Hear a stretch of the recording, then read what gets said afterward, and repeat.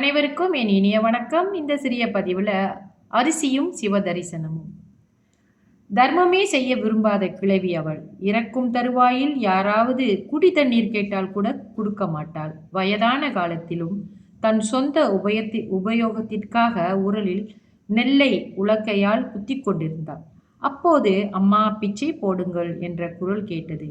கிழவி முதலில் வாயாலே போ போ என்று விரட்டினாள். அந்த பிச்சைக்காரன் போகவில்லை.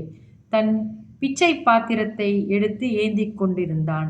அப்போது கிழவிக்கு கோபமாக வந்தது. உலக்கையை எடுத்து தூக்கி போட்டு போ போ என்று விரட்டினாள். வேறு வழி இல்லாமல் பிச்சைக்காரன் நகர்ந்தார். சிறிது காலம் கழிந்த பிறகு கிழவி மரணமடைந்தாள். யமதூதர்கள் இழுத்துச் சென்றார்கள். யமதர்மன் சித்திரகுப்தனிடம் ஏதாவது தர்மம் செய்திருக்கிறாளா என்று கேட்டார். சித்திரகுப்தன் அவருடைய பெரிய புத்தகத்தை புரட்டி பார்த்து, எதுவும் இல்லை, ஆனால் ஒரு சமயம் பிச்சைக்காரனை உலக்கையால் துரத்தும் பொழுது அதில் ஒட்டியிருந்த 1 மணி நெல் அரிசி பிச்சை பாத்திரத்தில் விழுந்தது என்றான். ஆஹா, சரி, ஒரு கணம் நேரம் சிவதரிசனம் கிட்டட்டும் என யமதர்மராஜா சொன்னார். இதில் என்ன தெரியுதுன்னா, ஒரு பருக்க சோறு அல்லது ஒரு அரிசியை நம்ம தானம் கொடுத்துட்டா கூட அது நமக்கு சிவ தரிசனமாக மாறும் என்பதுதான் இந்த கதையின் கருத்து.